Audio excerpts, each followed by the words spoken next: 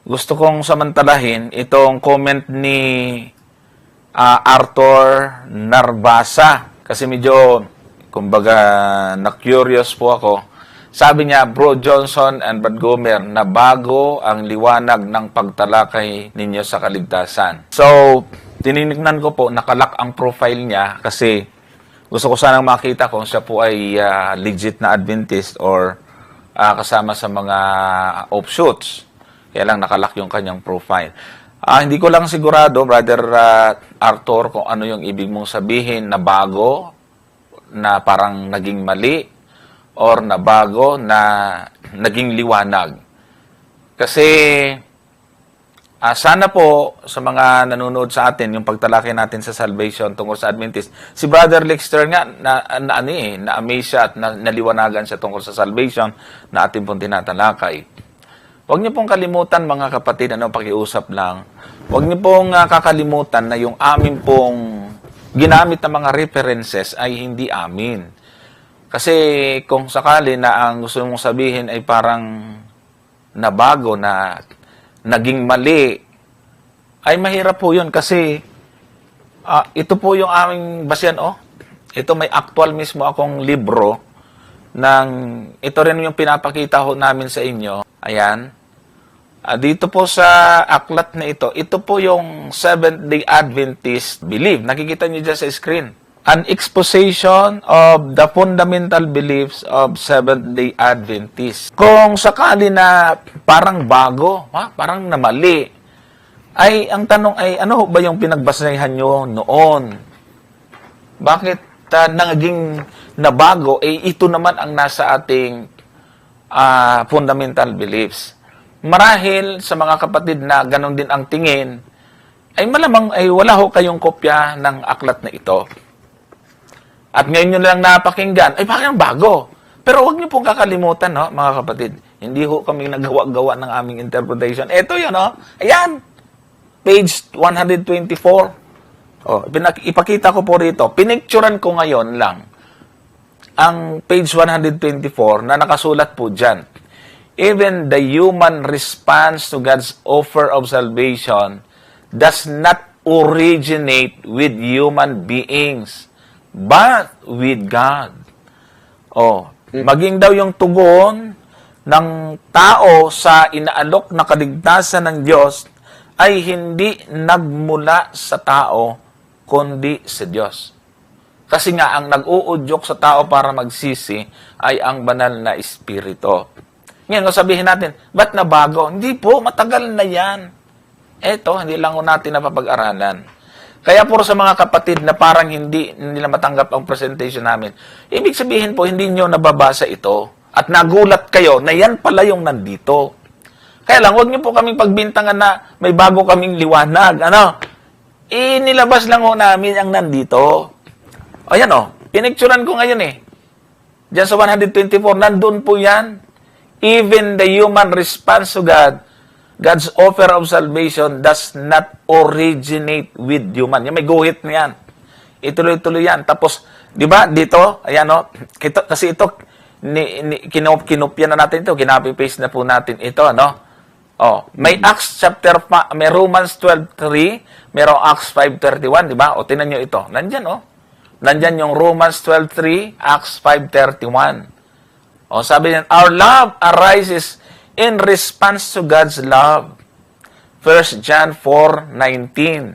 We cannot save ourselves from Satan's sin, suffering, and death. Our own righteousness is like filthy rags. Isaiah 64, verse 6. So, please lang, huwag niyo po kami misinterpret na nagtuturo ng iba. Iyan ho ang ating doktrina. Ngayon, tingnan niyo po.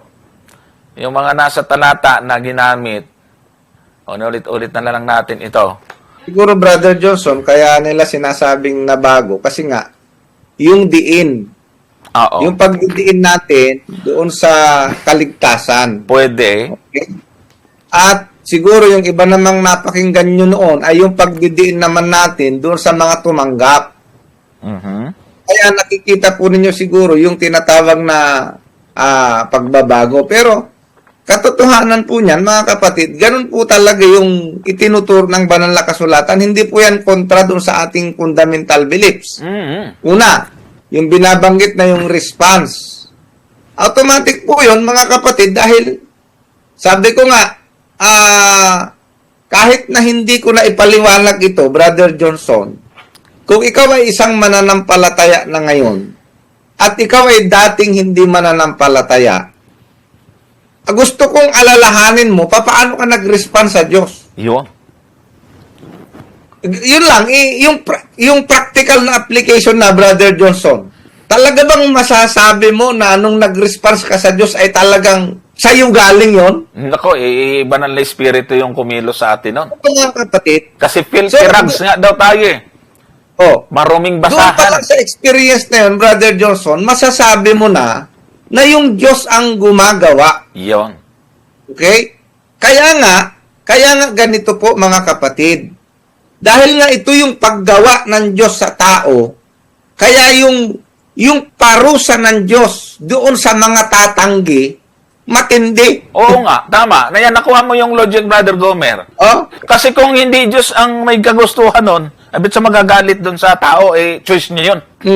Matindi yung, kasi ang sabi doon sa, basahin natin yung yung Hebreo. Tingnan po ninyo 10:28. Ayan. Pansinin po ninyo, mga kapatid, papakita ko lang. Ang magpawalang halaga, yan, sa kautusan ni Moises sa patutuo ng 2 o 3 saksi ay mamamatay na walang awa. And then sa verse 29, ito po yun, mga kapatid. Gaano kayang higpit ng parusa sa akala ninyo ang ihahatol na nauukol doon sa yumura sa anak ng Diyos? Bakit ito'y niyurakan, Brother Johnson? Kasi yung ginawa ng ating Panginoong Jesucristo, talagang ito'y ipinaunawa niya sa tao.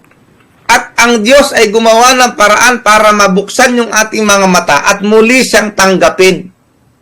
Okay? Ibig sabihin, ginawa ng Diyos ang lahat, hindi lamang para doon sa mga maliligtas, kundi para din doon sa mga mapapahamak. Yung mga mapapahamak talaga lang matigas ang kanilang puso. At sabi diyan, at umaring di banal sa dugo ng tipan, na nagpapabanal sa kanya at umaalipusta sa espiritu. Isipin mo pala, Brother Johnson, yun palang response at negative response. Pag-alipusta pala yan sa Espiritu Santo eh. Oh, yung sabi mo, ayaw ko. Hindi mo ba? Alam mo, pag ikaw ay nagbibigay, Brother Johnson, at tinanggihan ka, how would you feel? Kayo, mga kapatid, pag kayo po'y merong binibigyan, at yung inyong binibigyan ay tumanggi, anong pakiramdam nyo? Hindi ba masakit? Ganito po yung pakiramdam ng Diyos. Ang ibig sabihin, nag-o-offer siya, pero yung tao, tumatanggi. Aayaw, umaayaw. Kaya nga dito maintindihan po natin, sabi ko nga, yung diin lang siguro yung nakikita nyo, kasi nung hindi pa pinag-uusapan ito, Brother Johnson, hindi tayo ganito magdiin sa kaligtasan. Oo nga. Pero dahil nga, bakit hindi tayo ganito magdiin sa kaligtasan? Sapagkat, yung mga nagpapakilalang sila daw ay ligtas na, masuwayin sa kautusan eh. Kaya yung diin natin palagi, nasa kautusan. Tama. Yun ang dapat po ninyong maintindihan, mga kapatid. Kasi, marami ang nagsasabi na sila raw ay ligtas na. Tapos, galit sa kautusan ng Diyos. Kaya nandun po yung diin natin na sinasabi natin kapag sinabi mong ikaw ay mananampalataya, dapat sumusunod ka sa utos ng Diyos. Pero pag pinag-usapan na po natin yung kabuuan ng kaligtasan, ito po yung tamang pananampalataya ng Seventh-day Adventist. Yan po yung dapat ninyong maintindihan, mga kapatid. Okay? So, wag niyo pong ipagkamali na, kasi ang problema, ganito, Brother Johnson, doon sa sinabi mo kasi doon, yung binasa mo na, even the human response, para baga, ang pagkakaintindi nila, ang magre-response yung Diyos, hindi. Ang ibig sabihin, Oo nga, tama, tama. Tama yan, Brother Gomer. Bigyan mo ng magandang paliwanag. Kasi parang ganun eh. Parang ganito. Ginawa na ng Diyos ang lahat. Ngayon kung pipilosopuin ko yan, ay ginawa na pala ng Diyos, di wag na akong gagawa. Oo nga. Sabi nga nung isang nagko-comment, hindi dapat ligtas lahat siya para gumawa. Hindi ba mga kapatid? Mali pong connect. Kasi, paano mo naman sasabihin ngayon na parang may party ka ngayon. Parang hindi mo matanggap na ang Diyos ang gumawa para ikaw ay mag-response. Sasabihin mo, nag-response ako eh. Pwede ba yun? hindi talaga pwede mga kapatid. Kasi nga, Diyos nga ang kumbaga niligawan ka nga ng Panginoon. Ito, napo ninyo mga kapatid. Although, hindi ito yung eksaktong illustration po niyan. Yung isang binata, Brother Johnson, na nanliligaw dun sa isang dalaga. Yan. Okay? Ngayon, mahal na mahal niya yung dalaga. Ang problema, yung dalaga walang pagmamahal sa kanya. Kumbaga yung pag-ibig na gusto niyang wala talaga, kumbaga tulog. Ganyan yung mga makasalanan sa Diyos. Oo, tulog. Ngayon, itong ginawa ng binata, lahat ng paraan ipinakita niya rito sa dalaga na talagang mahal na mahal siya. Okay? Hanggang isang araw na lamang, naramdaman nung dalaga, dahil dun sa ipinapakita ng binata, abay, parang nagigising na rin yung pagmamahal niya. Ganito po tayo iniibig ng Diyos, mga kapatid, hindi sa sumusuko. Yan ang dapat nating maintindihan. Okay? Ngayon, dahil nakita na nung dalaga yung pagmamahal, nung talagang tunay at wagas, abay dumating yung panahon, mahal niya na rin yung binata eh. Ito po yung ibig sabihin ng mga kapatid. Saan mo ibabase ngayon yung human effort doon? Kung ang lahat ng nag-effort para magising tayo sa katotohanan kung gaano tayo kamahal ng Diyos ay siya talaga. Maganda yan, Brother Gomer, kasi nga, parang napapamalian yung ating doktrina sa tanong na, Diyos pala yung nagre-response. No, Diyos pala din nagre-response.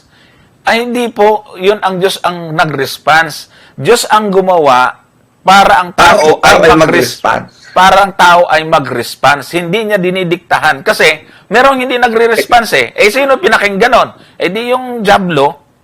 Kasi, kaya nga masakit sa Diyos, Brother Johnson eh. Oh, tama. Kaya nga nandito, ang ganda ng explanation dito eh.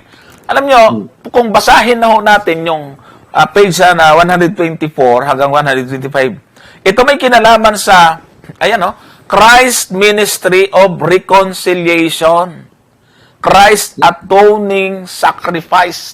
Dito po ipinaliwanag ho doon, yan yung ipinakita ho natin. Ang ganaw ng explanation, na talagang kawawa talaga tayo. Tama si Apostol, abang tao ako. Idinidiin dito sa ating libro, nakahabag-habag tayo. Biyaya talaga ng Diyos ang nagligtas sa atin. Kaya yung pagkilos ng banal na espiritu, naramdaman natin ang ating pangangailangan. Kaya nag-response tayo sa Diyos. So kanino yon? Hindi atin yon. Yung pong trabaho ng banal na espiritu na nag-udyok sa atin. Ngayon, dapat mag-response lahat. Hindi, may masamang espiritu din na bumubulong. Kaya yung taong hindi nag-response, ibang espiritu yung pinakinggan niya. Hindi yung sa Diyos.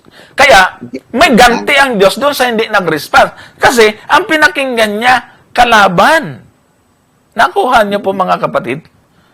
Kasi nga, Brother Johnson, talagang, pag hindi po natin ito naintindihan, lalabanan po talaga natin ito na akala natin napakagandang pangangatwiran, pero ang totoo,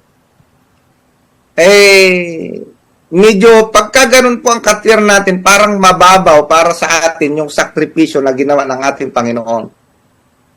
No?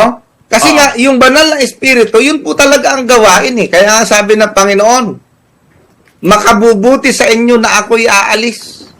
Dahil kung hindi ako aalis, ang espiritu hindi darating. Ay bakit? Ano bang gagawin ng banal na espiritu pagdating niya? O 16:8 ng Juan.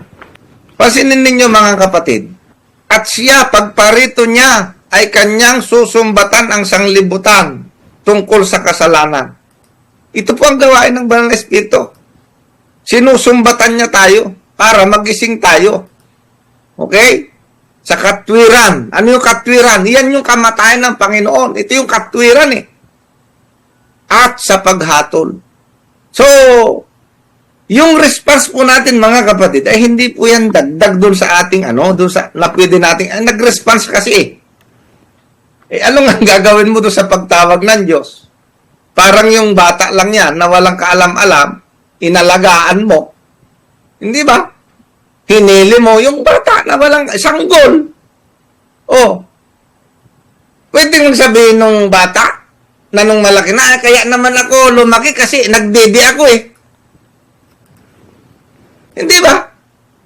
Yung bang effort mo, yung nanay na magtitimpla ng gatas para doon sa kanyang isang sanggol na baby na one month halimbawa. Pwede bang sabihin ng sanggol, ay, kaya ako lumaki kasi nagdidi ako sa sarili ko, sa bunganga ko. Ganon?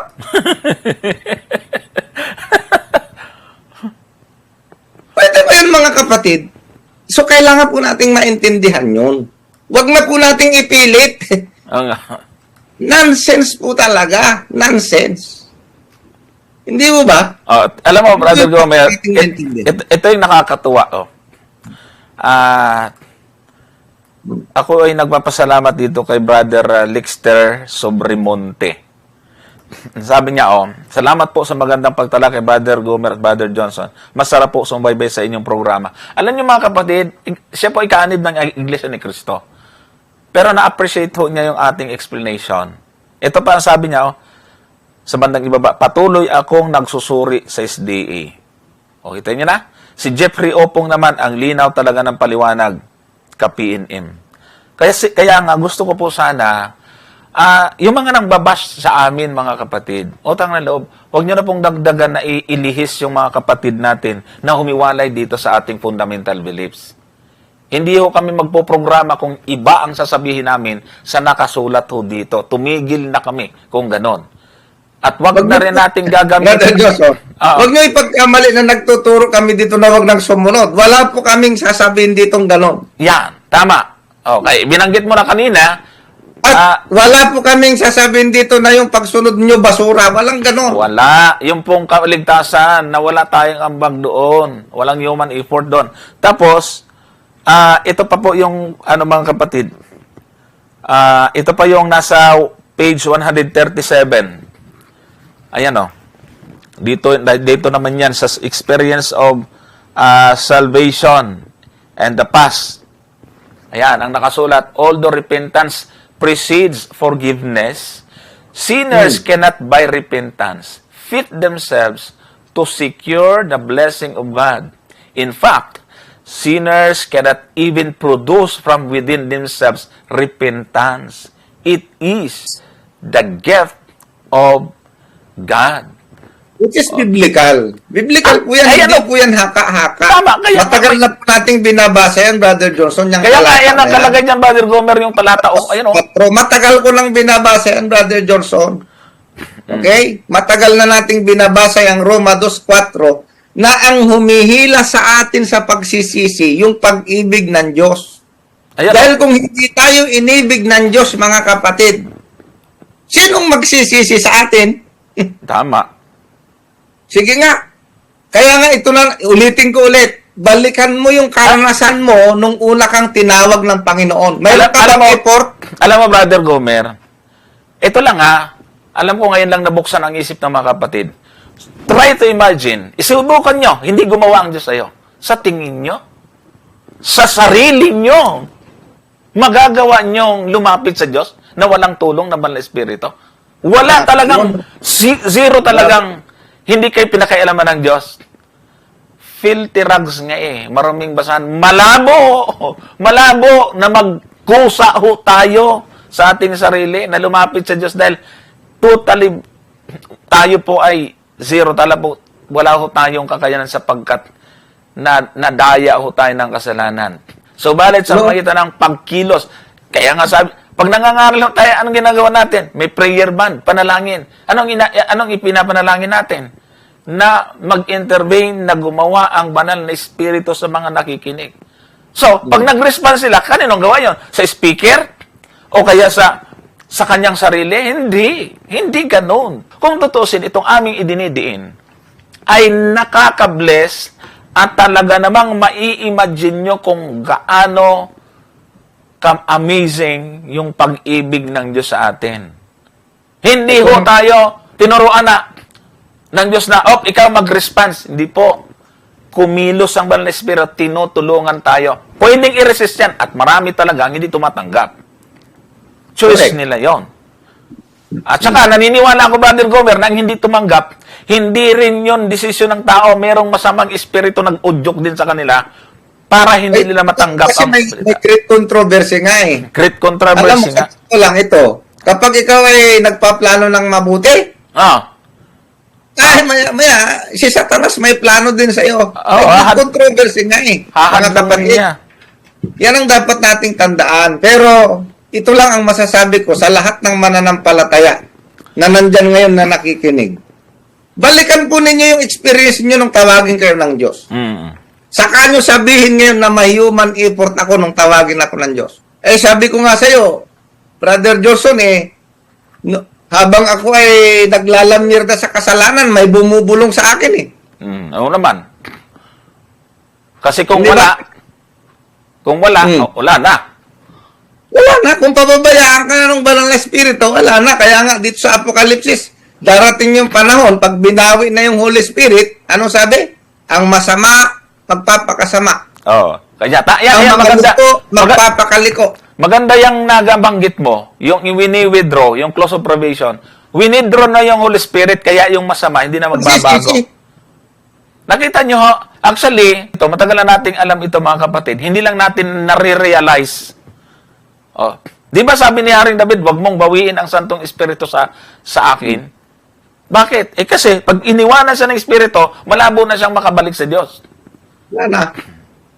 Ganon. So, yun ang maintindihan. Kaya nga doon sa Genesis, ano sabi ng Diyos? Ang Diyos ay hindi makikipagpunyagi sa tao magpakailanman. Kahit mahal ng isang binata yung babae, darating din yung panahon na mapapagod, Brother Johnson. Okay? Kahit ipinakita niya na lahat, na Yan, wala tama. tayo. Kaya, ibig sabihin po mga kapatid, pag meron hong nagturo ng hindi po kamukha nitong ginagawa ho namin, ay hindi ko nagbase dito yon. Hindi po nagbase po dito. Wala tayong magagawa sa kanila. Pero, wag niyo po kaming mapagkamalan, kami yung nagtuturo ng ibang liwanag. Ano po? Kasi kami po yung nangahawakan po dito. So, sana po ay nakatulong po sa atin yon.